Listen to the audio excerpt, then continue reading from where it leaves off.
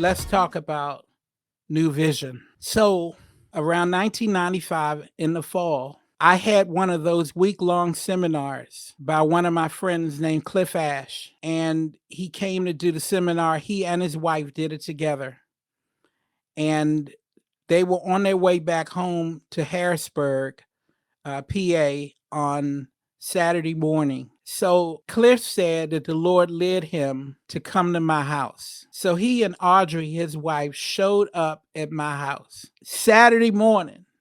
They showed up unexpected to my house, and they said to Brenda and I, you guys should consider planting a church. Now, they were in that ministry led by Pastor Willie Richardson at Stronghold Church. They were on staff there like I was on staff at Highland Park. And they left their church 3 years before the time he was talking to me, and they planted their church in Harrisburg, Pennsylvania. They said to us, you should consider planting a church. Now, could I tell you this? We had never considered it for 1 second. Brenda and I were not thinking about planting a church. We were satisfied. Somebody say it. Satisfied.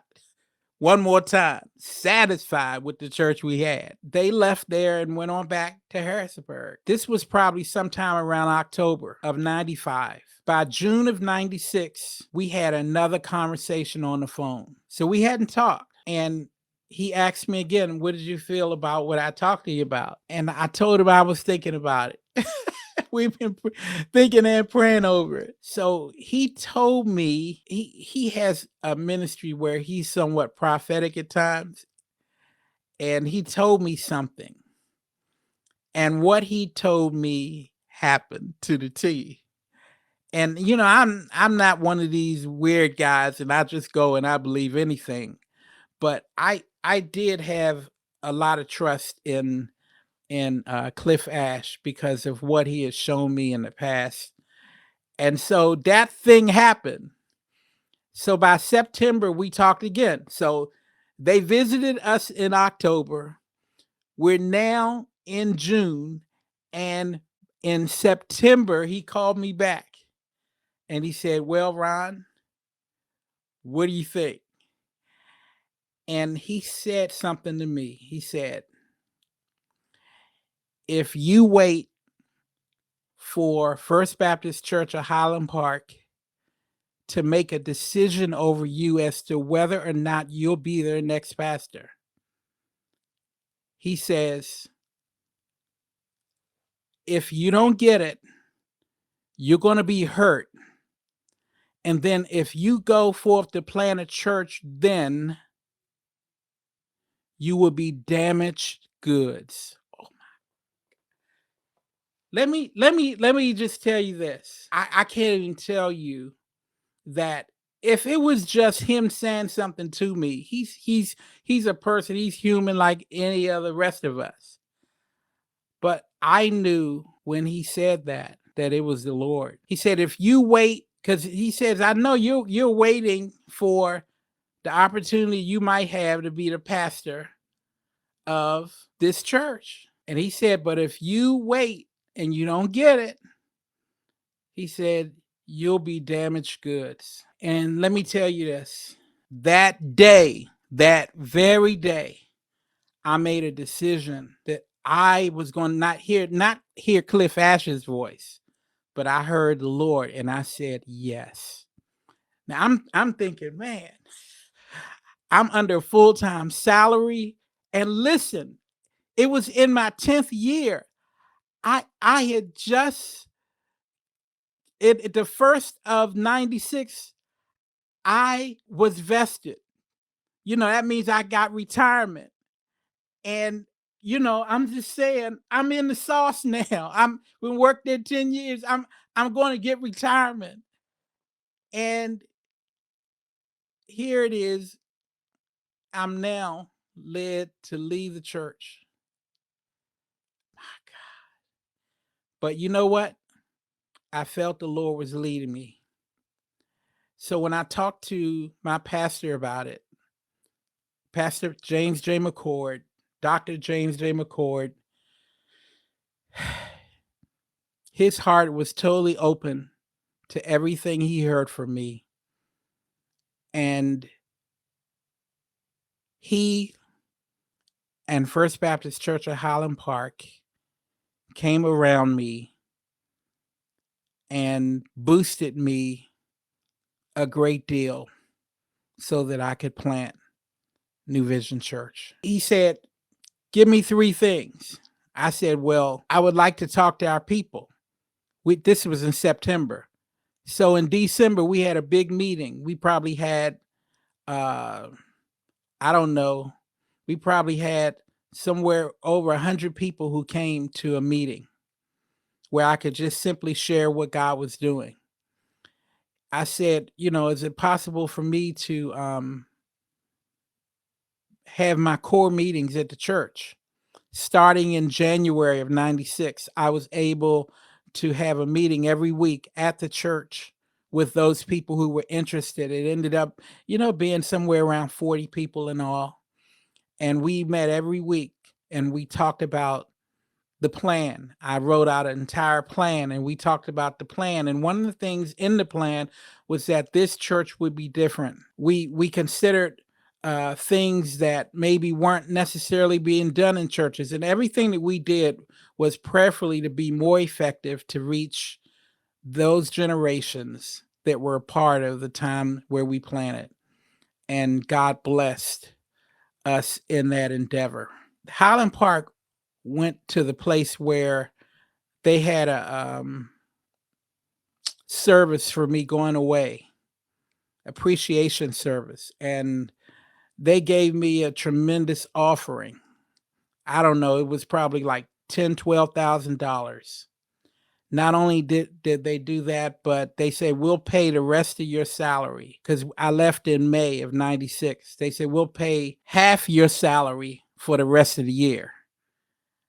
And I tell you, with that wind behind my sail and what the people did who came with us, we were able to get going as a new church. At some point along the way, my pastor did retire and they were looking to find a new pastor. And I had some people come to me and said, "Hey, why don't you apply?" And I said, "There is no way." Now, see, notice I was waiting around to see if maybe I'd get chosen. When that offer came, I said, "No." I said, "God has put me where he wants me." And I said, "No, I will not put in an application." And I just planted this new church. I said, "I will not do it." And I didn't do it because I had my faith in the Lord and in what he had called me to do at New Vision Church. So New Vision Church is now gone on 28 years. This May coming up in 2023, it'll be 28 years. And by the grace of God, our church has done many tremendous things. One of the things I put in the church's mind is that, listen, we might be a smaller church, but we don't have to act like a smaller church. And we can be bigger than we are. And number one, our mentality, how we feel about ourselves and our potential in the Lord. And so we went forth and we acted that way, and we did all kinds of tremendous evangelistic events. We had a tremendous drama ministry, and we did plays. We did original plays, and just the talent that we had among us and the things we were able to do. We had a tremendous music department, and we were able music. We had some of the greatest musicians. I mean, several of our musicians are traveling musicians now who you play with. People like Usher and the Backstreet Boys and the American Idol tour and on and on. Just we had a lot of these people were right there at our church, and we were able to do great things because the Lord was with us. And just like we did great things, we had one of the first churches to have more contemporary dress code. We could dress down every Sunday. I remember at my old church, we could dress down. I think it was one Sunday a month. I'm trying to figure out remember what Sunday it was, but one Sunday a month we could dress down. But we had a dress code. You could dress down at any point in time. Um, we didn't have an emphasis on titles, so we weren't concerned about who was what. We wanted to have an emphasis on uh, being authentic people and making a difference, no matter if you have a title or not. As I said, we had contemporary music and we had a tremendous worship style, and we had stories, testimonies, stories, not just people getting up there and saying the same thing every time they get up there, but telling contemporary stories that help to change people's lives. Crisp, relevant stories. We took a different approaches to how we did everything we did, because we thought through them first, and we tried things and everything didn't work, but we certainly tried it. We allowed young people to develop. We developed a whole group of young people so that they assumed all kinds of leadership areas in the church. We built up a really nice ministerial staff and all of people, and so a lot of things happened, and yet we've gone through some incredibly hard times.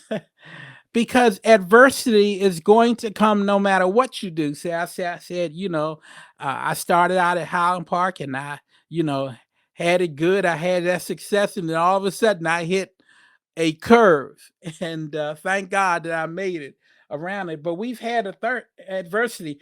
We've had traumatic events happen to members. I remember one thing that happened to one of the members, and when it happened, I remember standing out in the street that night, and I said to myself, and this is the truth, that the situation was so bad, and I said, "It's over." I said, "It's over." And believe me, I really felt like at that moment, wow, how in the world can you rise up from this? We at times lost some key people, and that was hurtful. We've had transitions in different key leaders who we lost, and that was significant. We've gone through a church divide, and that was very hurtful because the divide caused a lot of people who we really loved to leave. And so we had never dealt with that before. We prided ourselves in the fact that we've never had a split, but we went through that. I've had failures in my leadership. There are things that I was doing where I was not the best leader. I've had to apologize to our people, say, "Hey, I was not the leader I needed to be." All of those things have happened in the arc, in the spectrum of the 28 years. And if everything else wasn't enough, then the pandemic hit. And whatever, hope you think you had up to the pandemic, that just sliced it all up. You talk about a paradigm shift. The church and the world took a major paradigm shift, and the Zoom church generation and the nun church generation was created. And it has found churches fighting now to get people back, or deciding, we might not never get these people back. So let's fight to reach those who are online. Let's no longer assault the people who are online in their pajamas. Let's include them, and let's break out our ministries in such a way where everybody can get access to the word. It's a different way of doing things. Well, I've been able to pastor for 38 years, 10 years as staff pastor at Highland Park, and 20 28 years of being a pastor of New Vision Church. And the one thing I can say with all of my heart is that God has been with me. You know, if there's anybody who knows how rough I am around the edges, my wife knows. And not only has the church hung in with me for these 28 years, and I really thank God for my church. I love them. I love the part of my church that's there now, the part that used to be there. And I love also the new generation that God is raising up, because my tenure will end at the end of this year, 2023. And I'll be retiring so that I can be Coach Ron full time for the rest of my life.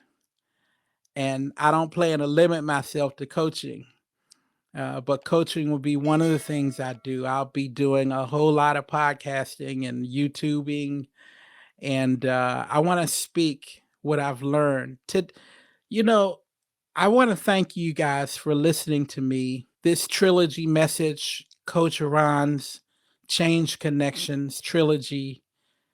I've introduced Change Connections to you, how we plan to go at it and helping people change their lives.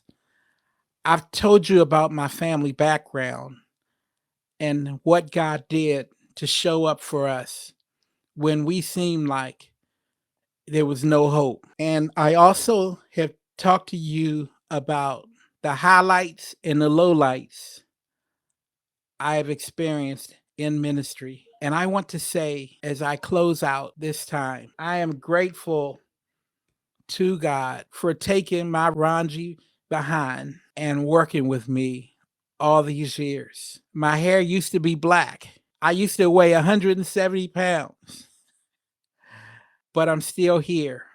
Gray hair and all, I'm still here. I'm still excited. I'm still passionate. I've taken time to introduce myself to some and for others to hear some of the same stories that they've heard at other times over the years. I'm just letting you know who I am, because God's going to do some more amazing things. And I want to be there to celebrate you. If Change Connections does what it does, even through my speaking, if lives are changed, that's all I need. That's if lives are changed, that's all I need. So that when I go to my grave, I will be blessed. So thank you for listening to Coach Ron's Change Connections trilogy. 3 messages that define different parts of who I am. Today I talked about the ministry side of me. God bless you. And we've got some more things to do down the line. Have a great, great life.